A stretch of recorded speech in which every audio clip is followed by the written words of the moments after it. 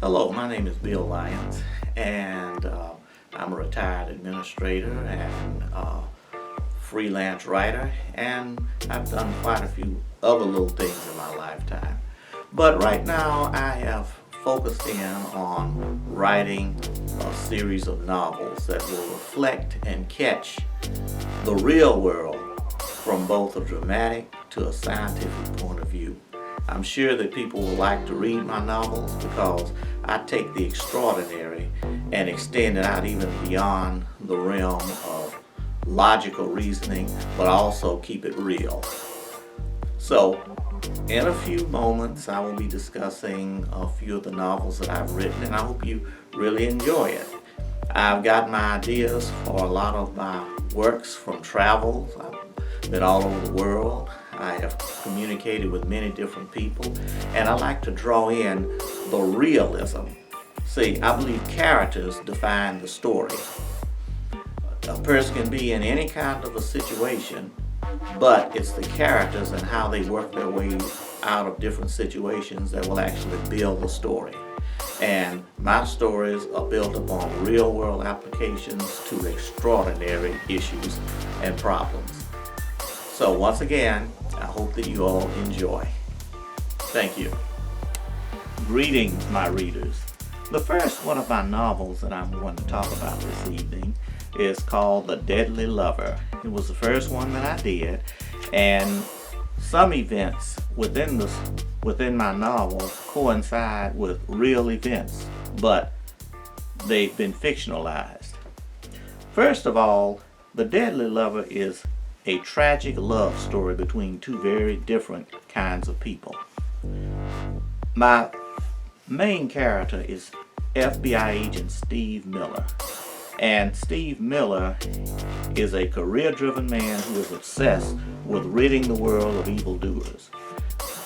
Being raised in a house by a domineering father and an overcritical mother, he has become a no-nonsense man who is extremely rigid. He sees everything as either right or wrong, no in-betweens. Currently, his bane of existence is a local hood named Big Johnny Torello. This man has everything or represents everything Steve hates: arrogance, unremorseful, murderous, shameless, and just outright evil. Steve believes his sole purpose in life is to bring down this gang of thugs who he believes kidnapped and murdered a fellow agent who was also his lifelong friend. In fact, this lifelong friend had actually saved his life on multiple occasions, including a couple of times during the Gulf War. Now, Donna Moran is my other main character, and she is like an anti-hero in this particular novel, but she's more like a combination of being an anti-hero and villain at the same time. And as the story progresses, you will understand what led her she eventually becomes. First of all, Donna Moran was a wild and free-spirited girl at the beginning. From childhood, she always had been encouraged to explore her passions. This leads her into becoming a tech genius as well as a debutante of society. She had it all: beauty, brains, and charm. Unfortunately, this was all taken away from her on one horrible night when her entire family is literally murdered by a gang of thugs, and this actually takes place with her watching, and then she in turn is kidnapped by these gang of thugs and brutalized for several days. Now, they leave her for dead. Now, that's the tragic part. They tried to kill her, but they didn't succeed, but they thought they had. When she realized that she had survived and came back to her parents' home and found out that they were also dead, that they were dead for real, she has a nervous breakdown. And after recovering from this nervous breakdown, she had to watch each of these horrible men get acquitted for lack of evidence or other things that transpire, which I will bring out in the story. So then she becomes a vengeful assassin who feels compelled to rid the world of evildoers herself. Also, her free-spirited nature now takes a dark turn.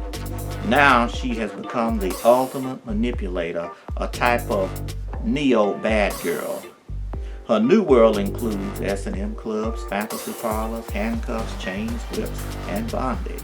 In other words, she uses her beauty and charm to lure men who considers evil into deadly traps. Now, Steve Miller and Donna Moran both have personal reasons to take down Johnny Torello and his gang of thugs. Although they both work independently to achieve this goal, a random series of events thrust them together. Psychologically, they discover that each one has what the other lacks. They immediately form a bond. Now, during the course of their stormy fling, a series of brutal gangland murders rocked the city. Can Steve solve this new crime wave while also handling the charms of his new and excessively wild girlfriend? Finally, does Donna have a plan for a future with her new love, or does she intend to make Steve her next victim? The Deadly Love is a story that has many twists and turns, and the readers will be guessing until the very last page. And I'm sure that once you get into the story, you will see how one event leads directly into another event. There are no gaps. The story starts off fast and never slows down. And I'm sure that you all will enjoy this because it is a quick read, and it is contemporary and also comes from a real world background. Many of the streets and places are real. None of them are fictionalized. The setting is real, the story is real, and everything else about the characters is what and how people will actually react, or how I feel that they will react in the situations planted in front of them. And then finally, the centralized bad character, Johnny Torello, represents a type of evil that we see in present day society all the time. And once you read that, you will see how his personality also drives the story from a negative point of view. So you have positive points of view, negative points of view, and then you have a catalyst, which I'm not going to explain at this point, but there is a catalyst within the story that drives everything, and you won't even see the full magnitude of it until the very end. I hope you enjoy this. Thank you. Greetings, my fellow readers.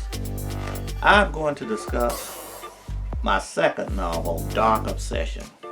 Dark Obsession is a story of both vengeance and unrealistic hope that is made realistic through modern science, or at least that's how it was originally planned.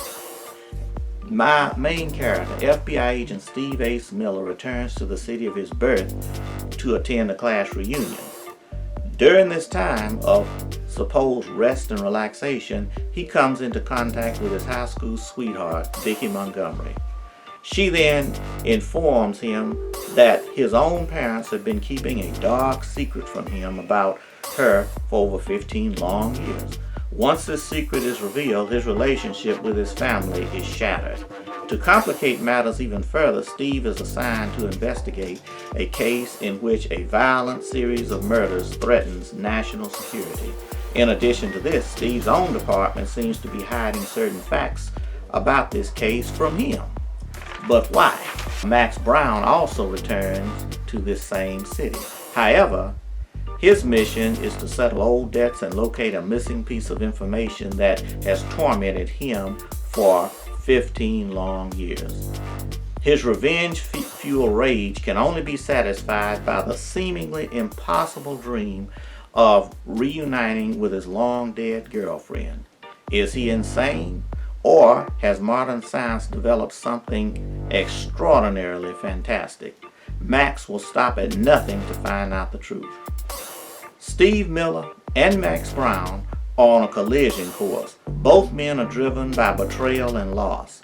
However, Vicki Montgomery has a surprise for both of them that involves a supernatural weapon that only one of them can use to destroy the other.